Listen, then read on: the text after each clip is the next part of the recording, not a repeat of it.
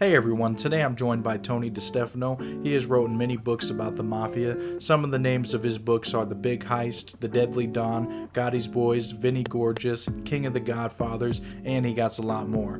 We mainly talk about Gotti's Boys. This book is about John Gotti and the men that were in his crew. I read this book from front to back. Tony is a phenomenal writer and he does a lot of research. He really goes into depth. He's a really good researcher. Tony himself is like a mafia history book. He is full of knowledge. Tony has been reporting mafia news for years now. Please subscribe to my channel if you want to get more interviews like this. And without further ado, let's get into Tony's story. Hey Tony, how you doing? Good morning. I'm doing fine, thank you. Thank you for taking out some time to come on my show, man. I really appreciate it. It's quite all right. Yeah, I mean, you covered a lot of organized crime during your whole career with the mafia. I mean, that's one in particular that you've covered so much of, and I thought it was only right to have you on my show, man. So, the one book in particular that I wanted to talk about with you was the book you wrote about John Gotti called Gotti's Boys, the members of his crew. And I suppose the way we could start off into that is what drew you to covering Gotti's Boys? Because I think you kind of explained it in the book, but I think a lot was covered with John Gotti and not much about his boys, such as the guys in his crew. Well, what sparked my interest was that I got access to an interesting document that really hadn't been public, which outlined the case that was made against Gotti's uh, crew in the drug area, and an area that hadn't been extensively written about before. We knew that the crew had been involved in drugs, and I looked at it, I read it, and it was an interesting timeline, and it was an intricate and intimate discussion of what the government found that was going on with this crew historically, and I used that as a guide.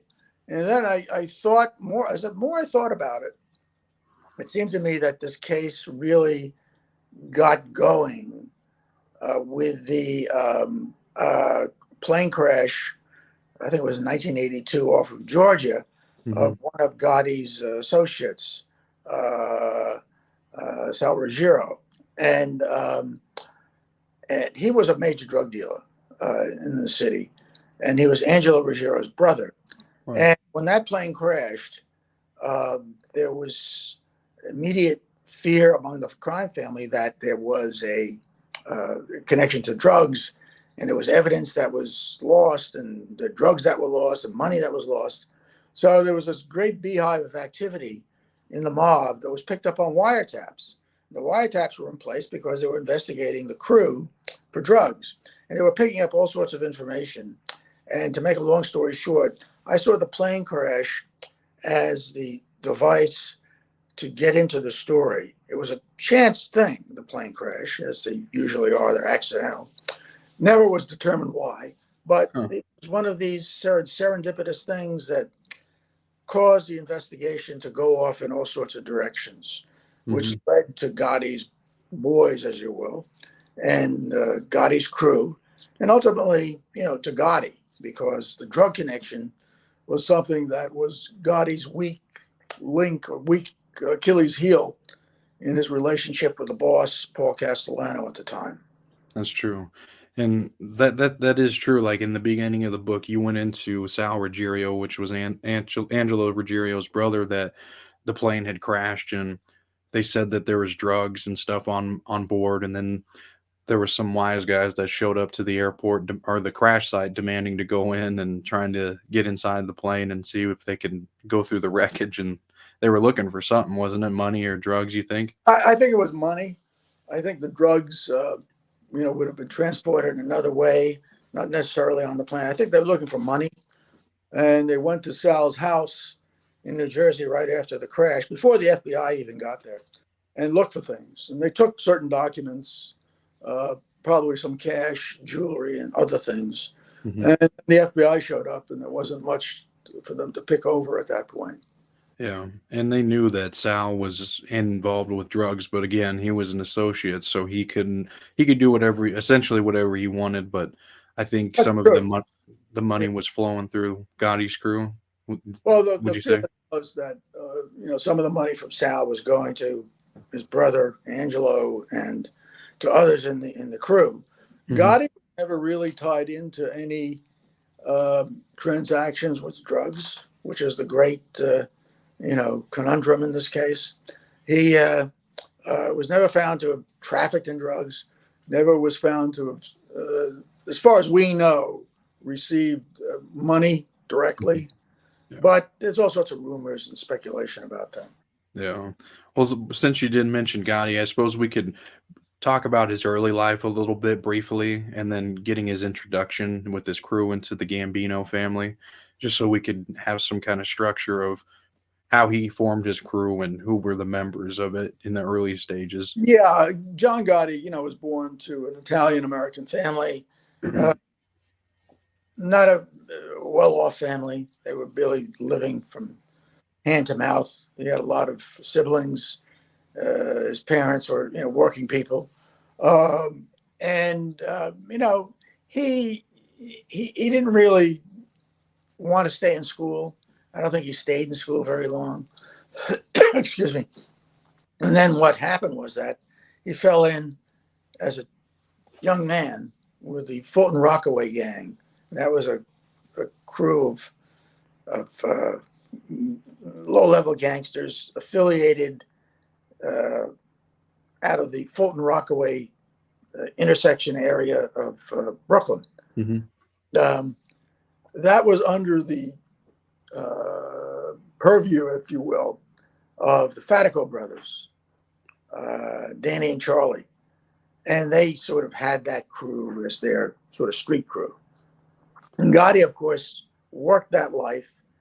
His associates, Angelo Ruggiero and John Carniglia, I think, were part of that crew. And there were others involved. And Gotti, of course, showed his mettle in the street gang world.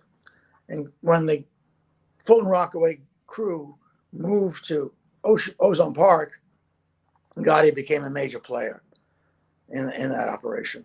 Yeah, and so they were just in the beginning they were collecting debts and stuff like that for the Well, hijacking mostly. hijacking. Okay, Yeah. bookmaking, you think too, Yeah, or certainly. yeah, So, yeah. So I mean, they worked their way up into being in the Gambino crew by getting close with Carl Gambino. I mean, John Gotti proved himself. I think he had committed a murder. well, John Gotti, impressed the Fatico brothers. And of course, yes, you're right. John Gotti ingratiated himself with Carlo Gambino when he avenged the kidnapping and murder of Carlo's relative. Uh, it was a shooting that took place in Staten Island, and the McBratney case, the killing of McBratney in a bar. And that, Gotti got caught on that, but he had a very skillful, adroit lawyer, Roy Cohn, who was able to get him a relatively minor charge, manslaughter charge. But that, proved to the mob, the Gambino crime family, that Gotti was somebody who could be trusted and reckoned with. Hmm. Yeah, I mean, so once you get yourself in there, he got himself proved.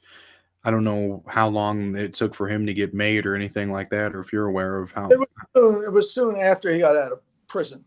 for It was that. about 76, 77, Hmm. if I got that right. It was soon after that.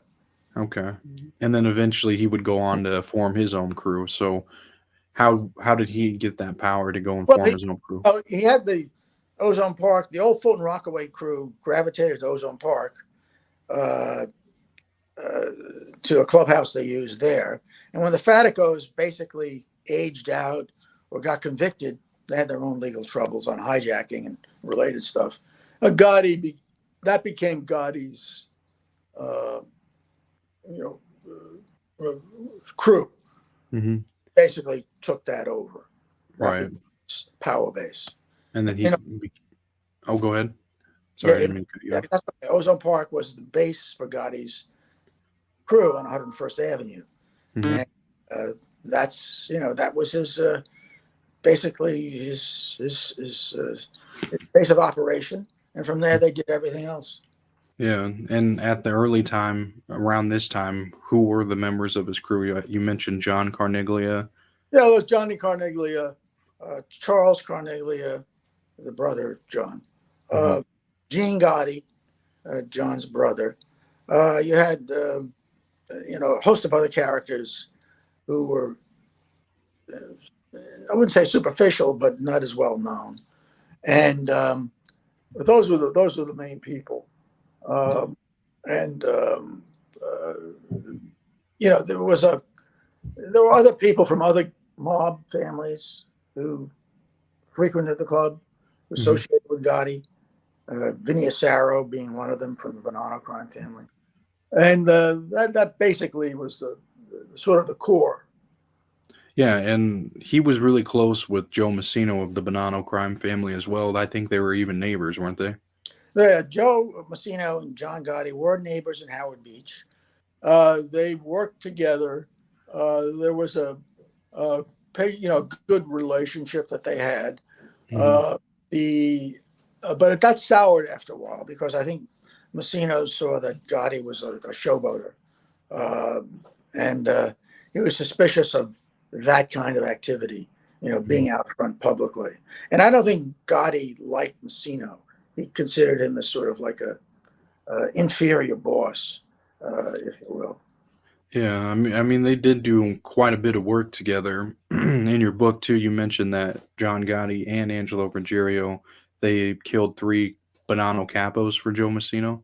Well, no, what happened was that they, Gotti's crew, Ruggiero being part of it, buried the bodies of the three captains who were Oh, killed uh, in an execution style meeting in Brooklyn by the Bonanno crime family.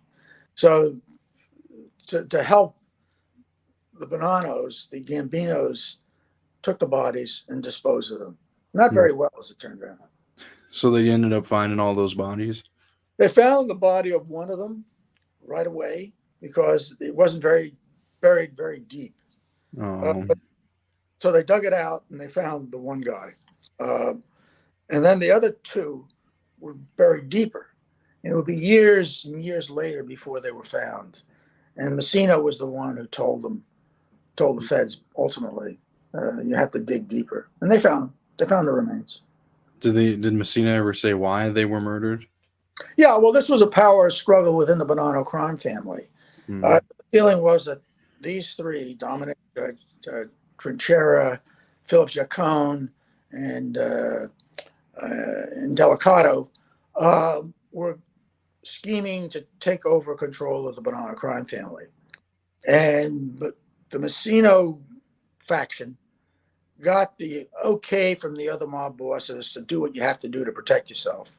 And Hmm. that to them meant, kill them. So those three were called to a meeting, and they thought it was going to be a meeting in a club in Brooklyn, which was Sammy Gravano had that club, and they were executed. They were killed on the spot. Damn. So I mean, the Bonanno family seemed to have a lot of internal struggle because they had. Was this after the Carmine Galante? He was trying to take over too. It was after Galante, but it was in a period where um, the full boss, the official boss, Phil Prostelli, was in jail. He was in jail for most of his adult life, as it turns out. And No. for that reason, he wasn't a very effective boss. But he worked through emissaries like Messino to control the family, control the street. And once they got wind that the three captains were trying to supplant the Rastelli leadership, that's when they struck first, the Bananas. S- Okay, so now going back to John Gotti, when he became had his own crew, when he was became part of the Gambino family, how long was he before he became boss? Like how what was the time period? Are you aware of how Yeah, long he was? say from 1982, Gotti basically had that clique, that crew. And then he took over the family in 1985 with the assassination of Paul Castellano. Mm-hmm. So Gotti was active on the street well before that, but so there was a 4-year period, maybe 3-year period between the time Gotti's crew was found to be heavily involved in drugs and Castellano was murdered. Mm-hmm. Castellano knew and suspected that Gotti's people were involved in drugs. Right. He knew they were bad. From his point of view, they were bad people, and they risked ensnaring him in a drug conspiracy because he was the boss of the family.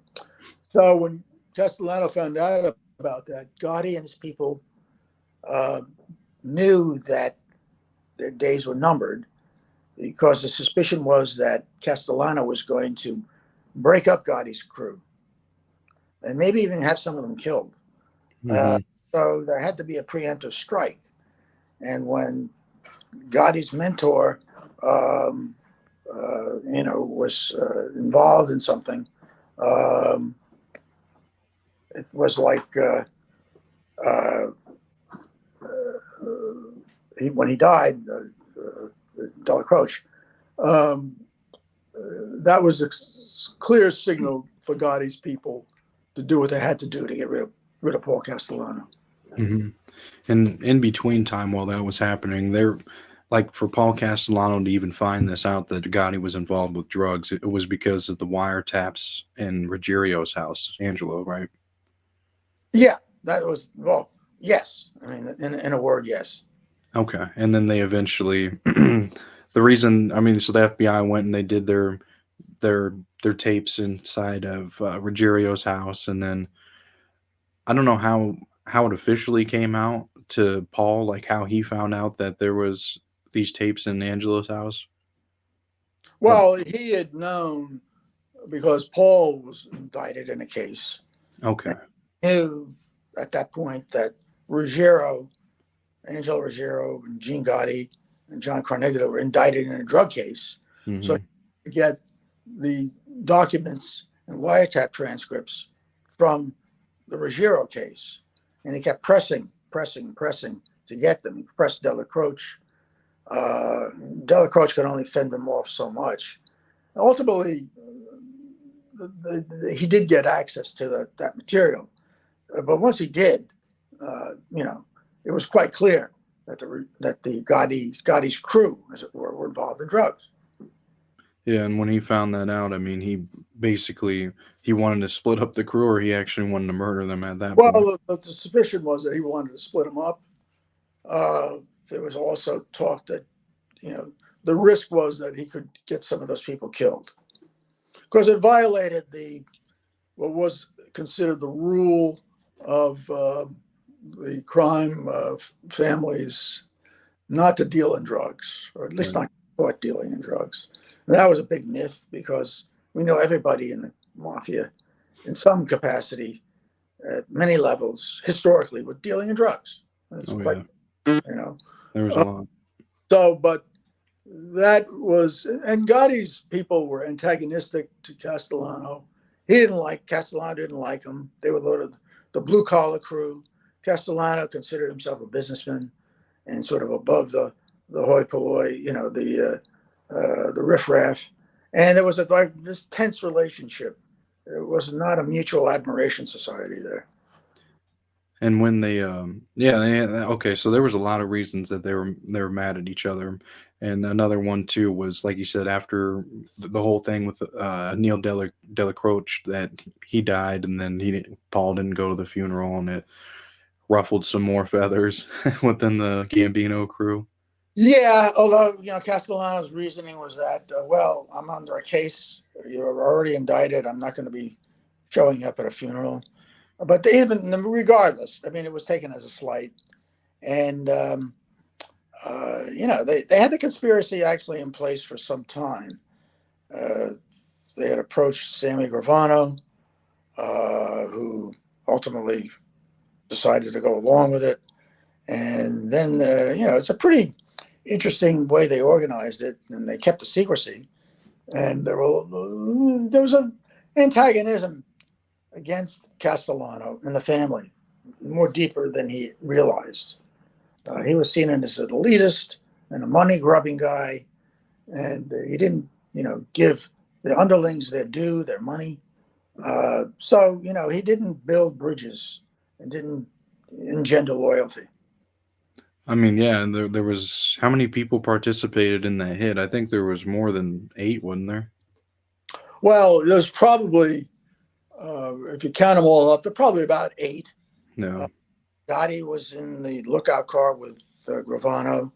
You had allegedly Sal Scala, Anthony Rampino, Ruggiero, allegedly John Carniglia, as part of the shooting crew. And there were other people stationed around Sparks Steakhouse.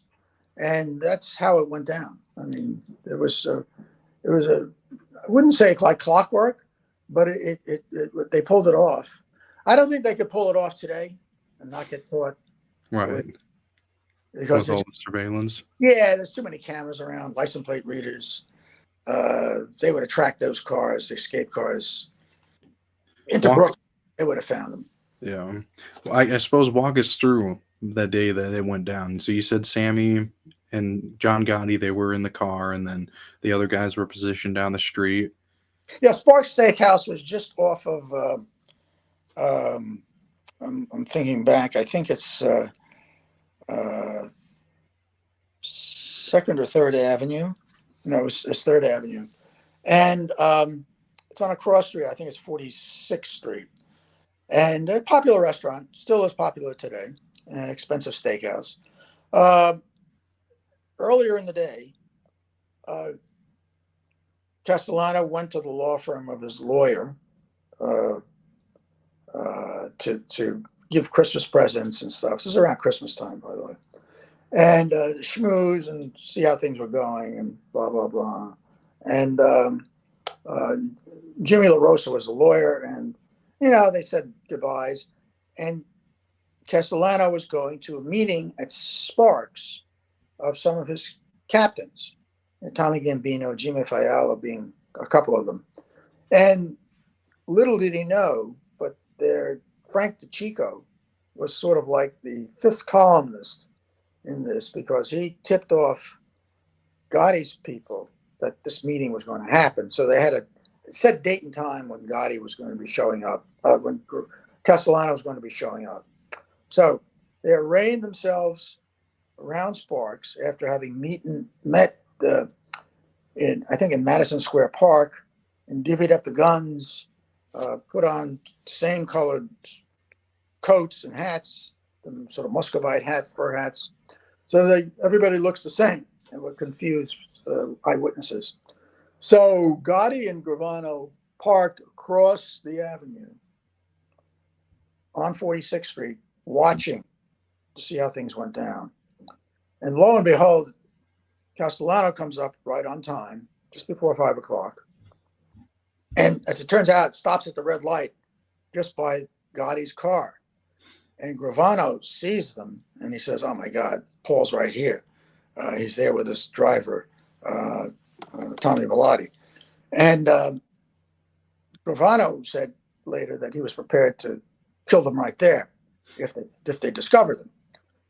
It didn't happen, and Castellano drove through the avenue, pulled up in front of Sparks Steakhouse, and just getting out of the car when the killers struck.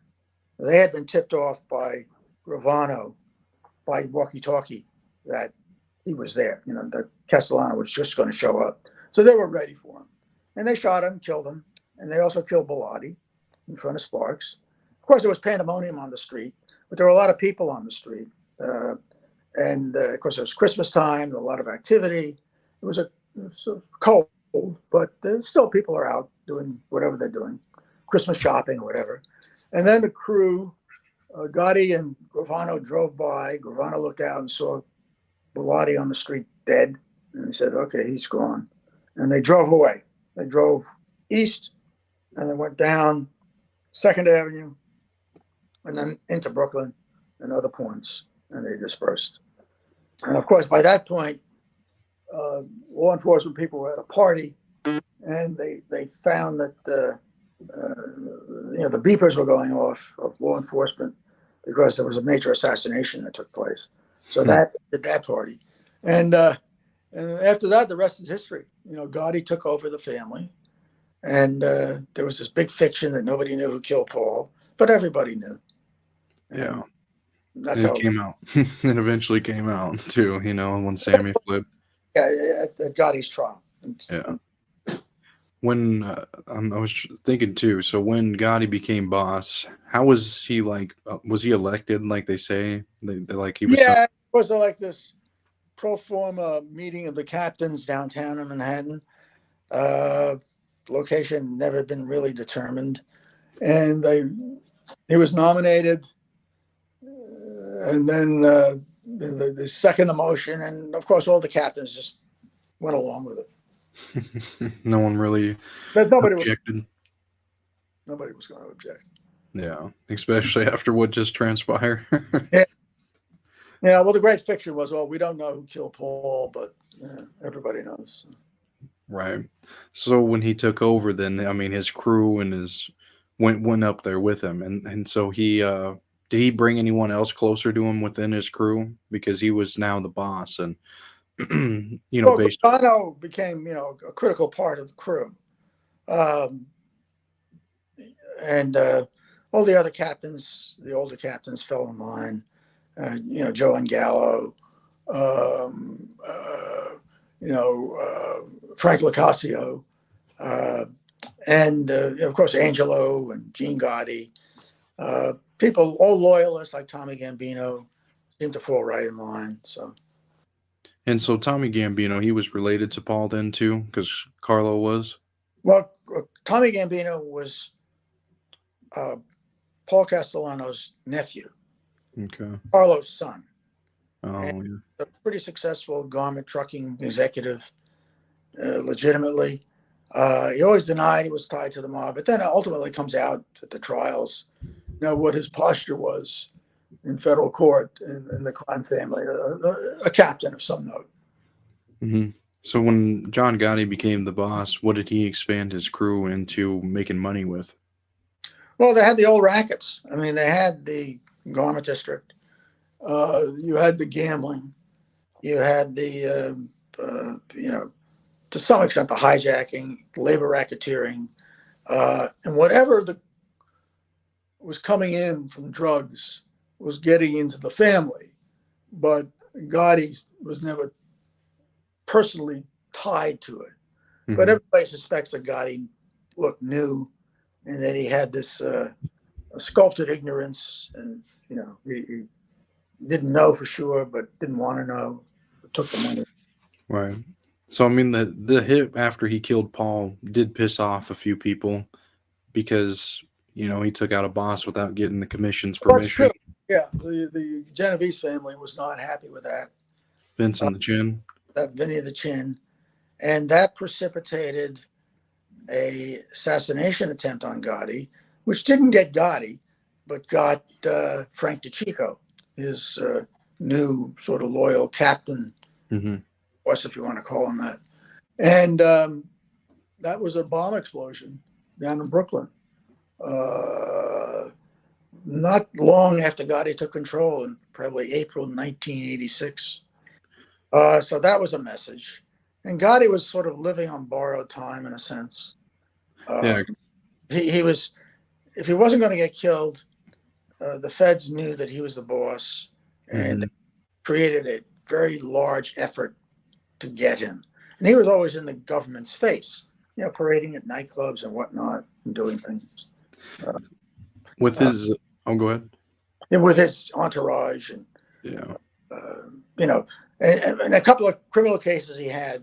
One state case, the witness, got amnesia and couldn't testify against him. And then he had some other case that was actually fixed with the jury that he ducked on the federal charges. So he had this aura of invincibility, Gotti did. And that's what really impelled the government to take a concerted look at him and develop over time informants within the family and from other families who helped build a case against Gotti. And of course, then they had the wiretaps and the bugs in the apartment above the Ravenite Club, which Gotti used now as his new base of operation. Yeah, and so he eventually started. I think there was 4 major cases. He beat 3, and then the last one was the one that he didn't beat, right? Right. It was the major racketeering case that they brought out of the Eastern District in Brooklyn. This is the one in which Gotti, Gravano, Tommy Gambino, were, and Frank Locascio were all indicted. Now, the feds did something interesting. They sort of separated Gravano from the other 3, and they actually were very courteous to Gravano. And Gravano, there was like a little bond that developed in that moment. Gotti, of course, was walked and processed as an arrestee. Locascio was also processed as an arrestee. And Tommy Gambino was processed separately. He was a different kind of defendant. He was not involved in any of the murders in the indictment that were charged.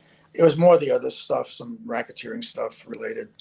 And Gravano, of course, faced the heavy charges as well, the murders.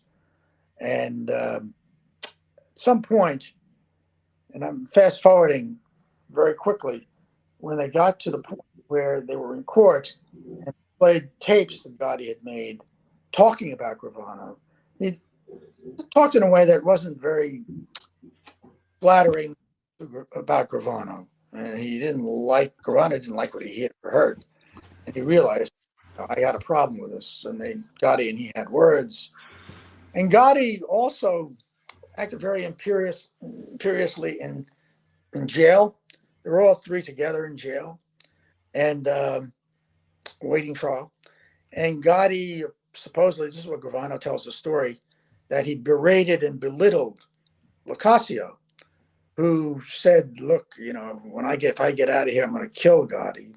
It was a silly thing about oranges from the commissary. Apparently, Locascio had stolen some oranges from the prison commissary, and he didn't give them to Gotti first, and that angered Gotti, and so Locascio. It was this strange little petty stuff, but it created a lot of bad blood there. And Gravano felt the same way. This guy is out of control. Ultimately, I think it came to pass that Gotti wanted Gravano to take the heat on the case, to take the heavy charges. Mm-hmm. Gravano was not going to have any of that. So he decided at that point, Gotti's not worth it. I'm going to flip. And he flipped and became a cooperating witness, one of the major ones of all time.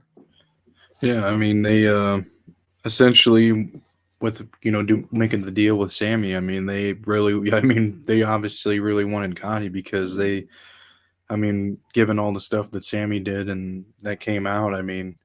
Well, yeah, Sammy ratified what was heard on the tapes.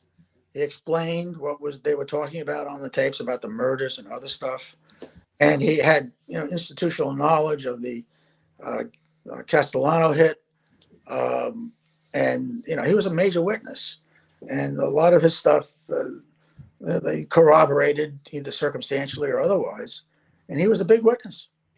Mm-hmm. Yeah, and that's why they eventually made this charge stick, because they had the underboss flip. Yeah, and they had the tapes. Mm-hmm. That's true. And eyewitness stuff from the assassination of Castellano. Yeah, so eventually what it came to was, I think Sammy got 5 years and then Gotti got life. Well, Sammy got 5 years, but basically he got out pretty quickly and set up a new life for himself in Arizona, where he got into trouble again. Yeah. And then Gotti spent the rest of his days in prison, dying in 2002 in June. So how long was he locked up then? So 1992 or 91, if you want to count when he was arrested, till 2002. That was 11 years. Yeah, 11. Damn. No, so I mean, it is really interesting to, go into all these cases and especially the whole mafia stuff because there is a lot of characters, if you will, that are a part of it. What drew you to getting involved with the whole mafia? Well, I was a cub reporter. I was, working for something called Fairchild Publications, which was basically the umbrella for the trade publications in the garment industry, Women's Wear Daily, Daily News Record, and some others. And they wanted to do a story about the mob in the garment industry. Hmm. So they looked to us. We're part of the Fairchild operation. There were three of us, three reporters, to do the investigation and write stories. It took us 6 months. We didn't know anything really about the mob. It was like we knew it was out there. You didn't know anything about it. So we learned from the ground floor about mafia history and also about the mafia control of the garment industry in New York City, which was substantial at that point and had been substantial. So we did a series of stories. I think we did 20 over a period of 2 weeks, and sort of set the standard for coverage of the mob at that point. And once you get into it, you can't unlearn the history. You just sort of stay with it. Cases started developing, racketeering cases started developing, and when Gotti and everybody was becoming very active, that history that we had written about. This was in 1977, by the way. Served us well going forward because and then I took that to with me when I went to Newsday, and then when I started writing books, and of course with Gotti's boys, that was like a major core of the research that had to be done. Yeah, so I mean, you definitely went from not knowing nothing about the mafia to becoming a mafia expert over all these years. I mean, you were around when all this stuff was going down, so Yeah, but you didn't have you didn't have the benefit of some of the criminal cases that we have today. You didn't have the record created, but you did have it. Ultimately, the record showed that all we had suspected and written about in the past was true. It's nice, mhm. accurate in your reporting, but that's what happened. You see, the history that we learned later on was what we had written about, and it was accurate. So it was interesting. And we didn't go back that far, but later in doing books, I went back into the 30s and Prohibition because Frank Costello, uh, Vito Genovese, and some of the other characters were, key players in that period. Oh yeah. I extended my historical knowledge from Prohibition to today. So that's how it went. Yeah. So since you were around with all that was going on during the time when they were really active, do you keep up to date with now, like what they got going on, or if they're? I know they're not nearly as active, but I Yeah, mean, with it. I mean, I monitor the cases. I don't write as much about it uh, on a daily basis. I watch the cases. I know who the players are, but it's not like it was. You have no major personalities. A lot of the stuff is business related crime, like contract fraud, extortion, kickbacks.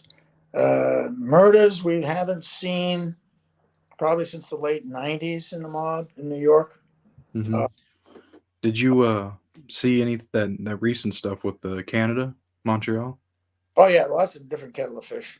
So there was actually Really, the attempt on that the one guy's life, and then I seen another one where the guy's wife ended up just getting killed like a week ago.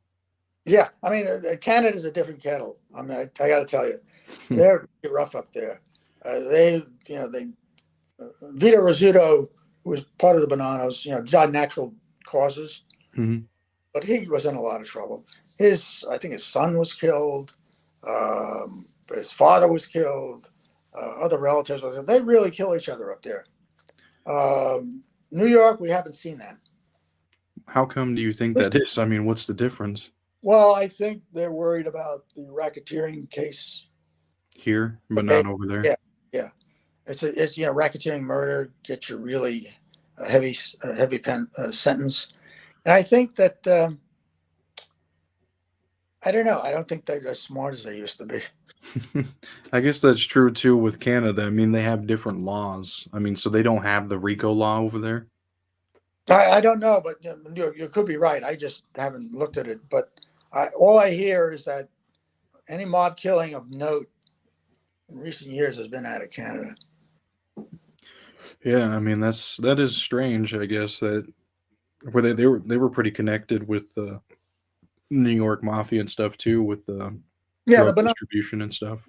it was a banana crime family with the drug connection, working with Messino and others. It was a strong tie, but it's really considered sort of a sixth family up in Canada.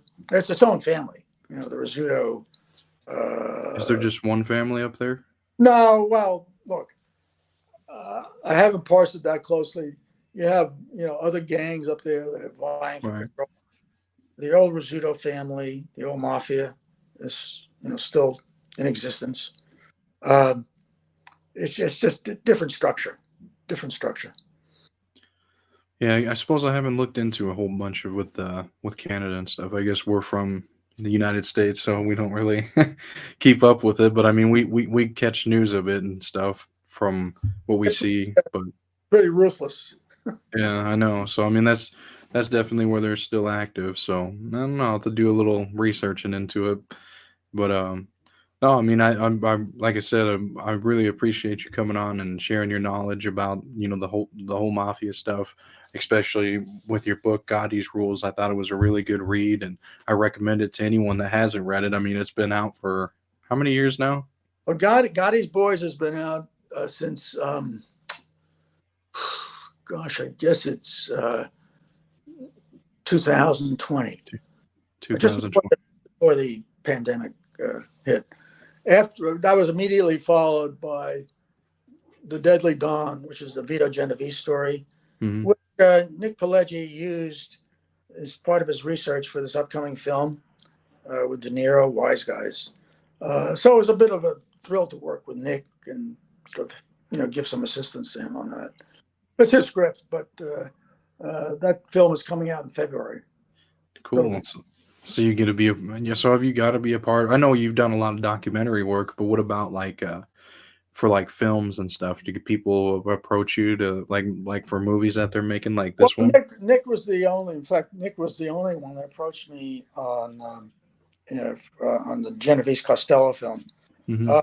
because he sort of sparked my interest in Genovese and Costello, and because of that, I wrote the books. It took a while for him to get a film going, but he did, and ultimately, when it happened very quickly. I do a lot of documentary work. I get interviewed a lot. Yeah. Historical stuff. So yeah, to answer your question. The whole thing with Frank Costello and Vito Genovese is a pretty good story in itself. So maybe I'll have to read that one and then have you come back on and then we'll talk about that. Sure, there are two books out, and you'll be able to spot them. And that film is due out in February of 2024. Okay. So it'll be fun to watch. It's a compression of history. It's not like a documentary. Wow, Tony was a very great guest. He's very informative about the history of the mafia and the men that were involved with John Gotti's crew. Please comment any key takeaways that you got from this interview. Also, please don't forget to share it with anyone that you think will enjoy this kind of content. I'll be sure to put his link in the video description for all of his books. Also, if you want to support me and my clothing brand, I'll be sure to include that link in the video description below as well. Please don't forget to hit subscribe if you haven't yet. And the last thing that I'll bring up is my Mafia playlist that I have created. It has all these interviews that I've done in the past with associates, made men, capos, and on the other side of the coin, cops and law enforcement that helped take down the Mafia. If you enjoyed this interview, I think you'll enjoy that playlist. Thank you again so much for watching.